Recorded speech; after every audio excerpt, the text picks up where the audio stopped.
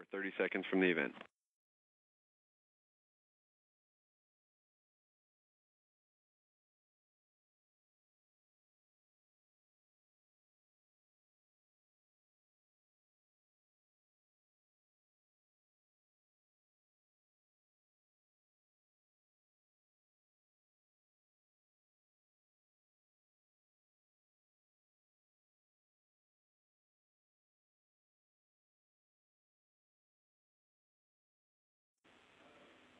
Station, this is Houston. Are you ready for the event? Station is ready for the event. KOMO-4, this is Mission Control Houston. Please call station for a voice check.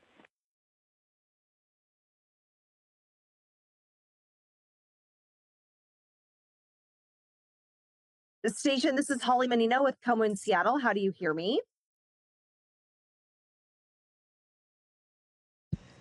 Good morning. I hear you loud and clear.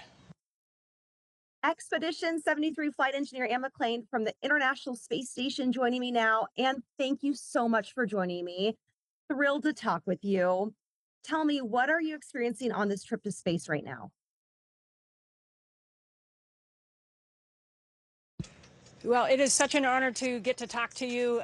You know, the further you travel from home, the different ways that you define home. And, you know, I spent so much time in the Seattle area and the Northwest growing up that getting to talk to you today is really a treat. I'm currently aboard the International Space Station conducting about a 6-month mission. This is a national orbiting laboratory, so on any one day, we're doing a variety of different science and maintenance tasks to keep this amazing national lab running. When the space station passes by your home state, what crosses your mind when you see Washington?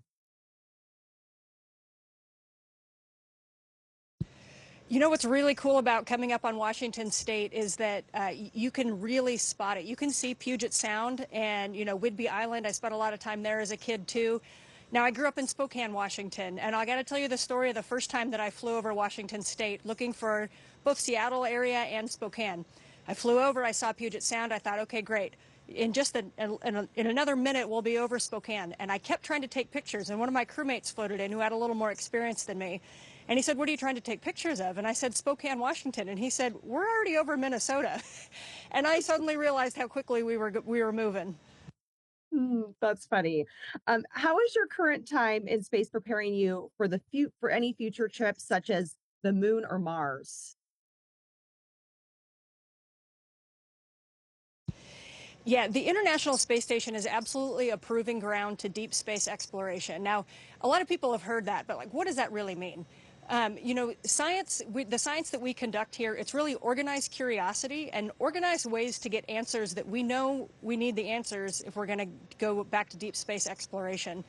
And you can kind of think of Space Station as a really unique platform, not only for exploration, which is kind of as I picture everything beyond here in our solar system, but also we are discovering a lot about technologies on Earth and disease on Earth. And so right now our mission, it enables deep space exploration because we can ask and answer certain questions like, how is the human body going to behave in space? What kind of systems are going to be the most robust? One of the key differences between the International Space Station and, say, a trip to Mars is how dependent we can be on Earth. So right now, behind the camera, I can see a whole bunch of stowage that just came up on a resupply vehicle this past week. And that was great. So if something broke a month ago, we could tell ground and they could send us a replacement. Now, when we go to deep space exploration back to Mars, we're not going to have resupply vehicles showing up. And so if you think about the level of complication of having to plan every single thing that may go wrong on that vehicle or every piece of equipment that you may need, and we either have to take it with us or manufacture it when like on a 3D printer type of thing on that spacecraft. Yeah, this is all preparing you for that. And can you detail to me what a day in space is like for you? I'm sure every day is different, but is there a standard day at all? Yeah, we can kind of, the standard day is basically a Monday through Friday. We work about 12-hour days. So we have a morning meeting, like sync point with our ground control centers at about 7:30 in the morning, and we have the same thing at about 7:30 at night. And in between those 12 hours, Monday through Friday, we are kept very busy. Utilization is the name that we call it when we are conducting science experiments. So for instance, today I'll be pulling out some of the equipment and installing it right here to my right that's going to look at how plants propagate in space. Earlier today, we set up the glove box to do a science experiment tomorrow where we're looking at nanotherapeutics. We also have an exercise period during that time, so countermeasures are actually what we call it. We have to work against bone and muscle loss in our bodies.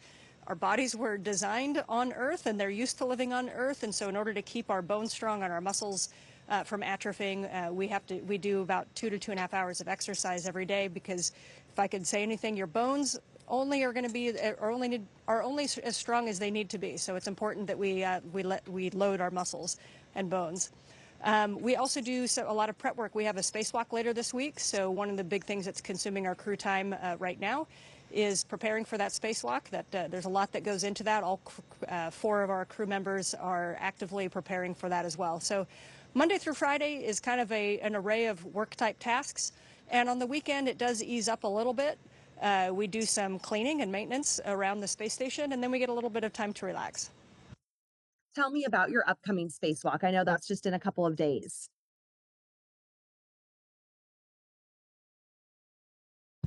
That's right. On Thursday, May 1st, my crewmate Nicole Ayers and myself will be going out to conduct some upgrades on the outside of Space Station. Our first major task is going to take about 5 hours, and that's installing some truss pieces next to one of our solar arrays that in the future what we call a rollout solar array can be installed on. And what that's doing is, if you've seen pictures of the space station, you see the giant solar arrays. Now, if you look up a picture recently in the last few years of Space Station, you're going to see a second solar array next to those solar arrays that kind of it's a little bit smaller and it's a little bit angled out. And these are actually to supplement our space station power so that we can have more capabilities. So we'll be installing some truss segments in order for that to install on. And then we're going to be moving an antenna that it's for docking vehicles, and it has a little bit of blockage right now. So we're actually just simply moving that antenna from one location to another. And that spacewalk will last about 6 hours. How does your time in space right now compare to your previous trips?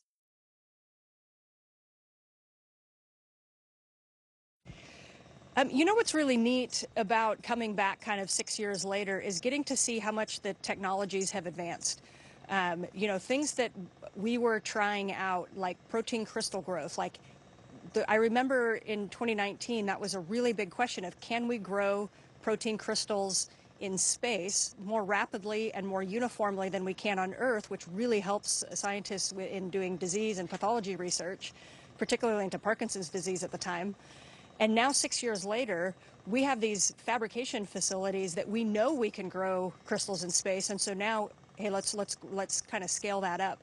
So to me, it's been really neat to see the advancement of technology. This is very much of a learning platform. And so we do an experiment, we get the answers, we make them better next time. It's also really fun being back with a new crew. So we have a really diverse crew, both by nationality and by experience. And so it's really fun to kind of experience a different time with a different crew. Yeah, for those young girls watching this and watching your journey, what's the message that you have for them?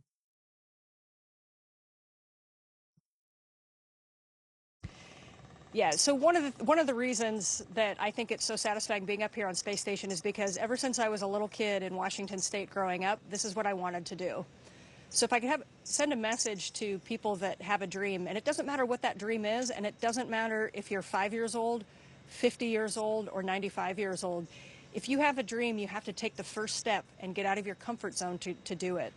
I grew up in Spokane, Washington. I went to college across the country at West Point in New York.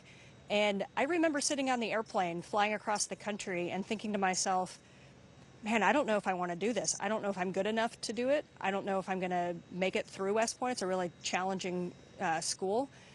And I was kind of nervous about it. And probably if you told me I could get off that airplane, I would have. But that was kind of the first time I distinctly remember what it feels like to get out of your comfort zone. Because our dreams don't come to us in our comfort zone. So I had to get up and I had to leave and I had to do something a little bit scary in order to do this. And it's absolutely worth it. And I'm so proud of my former self for taking those steps. So to any of you out there that are thinking, I want to do this when I grow up, I want to try this, but what if I fail? You know what? Like, that's how you know that you're getting out of your comfort zone. If you're a little bit nervous about failing, then you're going in the right direction. Got to push yourself. Okay, and will you please show us your favorite microgravity trick?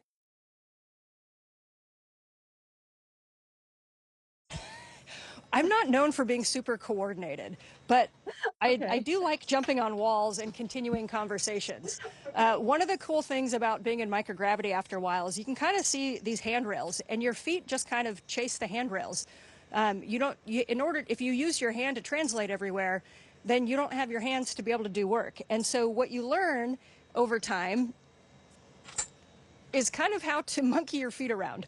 So I think it's really fun being able to work in 3D. Rooms that are small feel like a lot bigger. So this room I'm in right now, I can touch the ceiling, but there's also 4 sides to it, where all of which can contain science and maintenance and hardware. And so we really get to maximize this space. So I kind of love working on the ceiling. I love that you just answered a question upside down.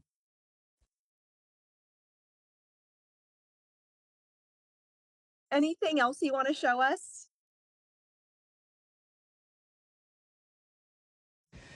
What's really cool is how many different things go on Space Station. Just as I was waiting for this event to start, I was looking around and thinking about how much I've done just in this module just today and what I can see. So right now I'm floating in the Columbus module, which is a module that belongs to the European Space Agency. And right next to me, this is one of our big human research modules. So right next to me is an ultrasound machine. Just this morning, I was taking imagery of my own jugular and my heart as part of an experiment to see how blood flow and pressures change over time with spaceflight. Right back here, I took some eye pressure measurements. I already mentioned that just to my right, we'll be installing plant research, figure out how we can better grow plants in space.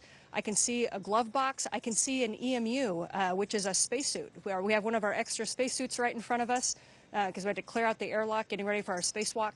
So this is very much a working laboratory. And I know sometimes if you haven't seen it, you can look at this and go, man, there's wires and cables everywhere. Why don't they clean it up? But the key is that all these wires and cables being on the front of racks allows everything to be accessible and modular. So when a visiting vehicle comes up, we can literally pull out a box, a science experiment, undo all the cables, put a different one in, put the cables all back, and a lot of times they can run these experiments from the ground. So I think it's really cool just being on this laboratory. Every single little piece here was well thought out and has a purpose. That's amazing. What do you think is the biggest thing that you'll take from space and take back home once you come back to Earth?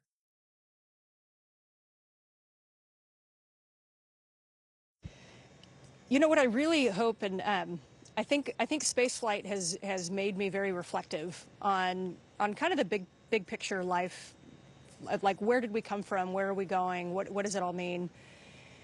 The thing with the space station is that it's the International Space Station. It's called that for a reason. Ever since the first concept of the space station, multiple countries around the world took part in this partnership, right? So I said I'm floating in a module that was put up here by the European Space Agency. I can see the Japanese pressurized module right across from me. We have the US segment, we have a Russian segment, we have Canadian robotics on the outside of space station. We have so many different countries that have flown astronauts for long duration missions. And so to me, this is an example of what we can accomplish when we truly see the best in one another, and we are inspired and driven by our commonalities, not by a common enemy, not by a dispute, not by anger, but when we are actually unified by inspiration, by human spirit, by the best in what humans can do when they work together. I wish everybody could visit here for a week on Earth. I think we would go back with a different perspective. And that perspective is that no matter who you meet in your life, you have more in common with them than you do different. People are trying to be happy. They're trying to build a life for their family.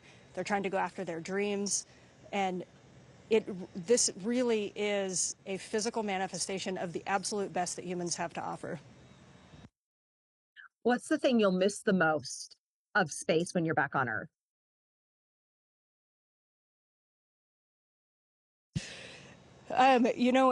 Friends and family are definitely up there. I had a friend that who said, you know, if her husband could visit up here, that she would never leave. I would love to be able to bring my friends and family up here. I think that's what I miss the most. And what I found after my last flight was I found myself appreciating those moments with those people even more so, because I certainly didn't take them for granted. Right up there is also chips and queso. We don't have any chips, they're too crumbly, and a warm queso would just really make my day. Yeah. What is your favorite space food?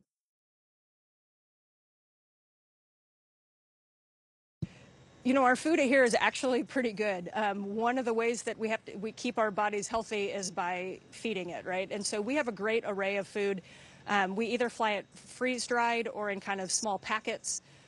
We have hot water and warm water. We can have hot, cold food and cold food. We can chill it.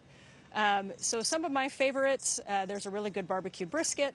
I enjoy breakfast burritos. So if you can get a little bit creative and you're careful not to let your food float away too far and hit the walls, you can make some pretty good breakfast burritos. And I've seen some pretty good pizzas made up here. And is there anything else you want to share with us or show us before we wrap up?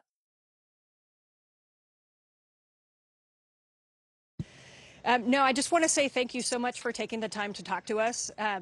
You guys that take the time to tell our story is what enables us to do our jobs. So thank you so much for bringing the space station to the people of Seattle today. Oh my goodness. Thank you so much for your time. And thank you so much for joining me from space. Station, this is Houston ACR. Thank you. That concludes the event. Thank you to all participants.